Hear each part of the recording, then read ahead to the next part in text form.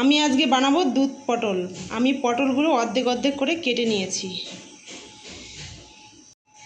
পটল এবার আমি সর্ষের তেল দিয়ে ভেজে নেব।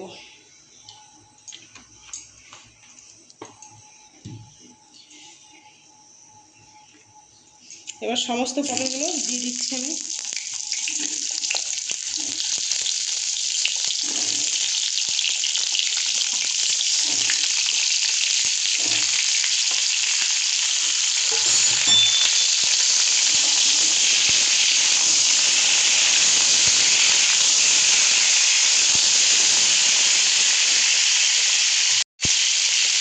সামান্য একটু লবণ আর সামান্য একটু হলুদ দিয়ে পটলগুলো আমি ভাজতে ভালো করে। এগুলো ভাজা হয়ে গেছে, আমি তুলে নিচ্ছি সমস্ত পটল।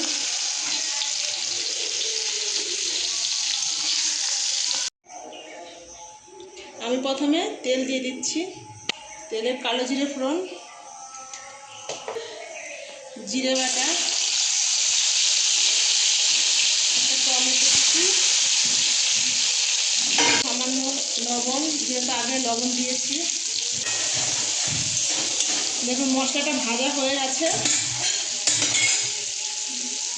এবার আমি পটল দিয়ে দিচ্ছি।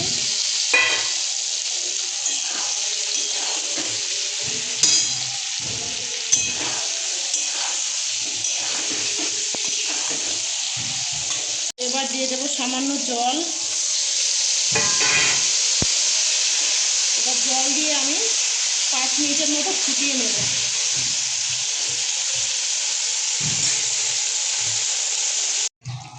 এবার বেটে রাখা সর্ষে বাটা দিয়ে দিচ্ছি।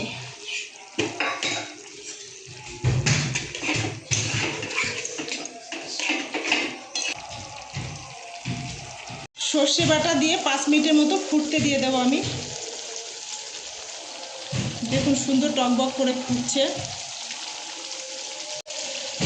5 মিনিট পরে আমি দিয়ে দিচ্ছি পোস্ত বাটা। পোস্ত বাটাটা দিয়ে ভালো করে একটু নেড়ে চেড়ে নেব। দেখুন কালারটা কিন্তু খুব সুন্দর এসছে।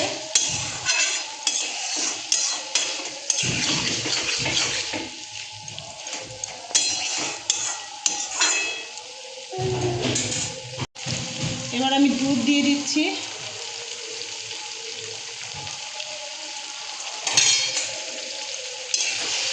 দুধটা দিয়ে একটু নাড়াচাড়া করে নেব।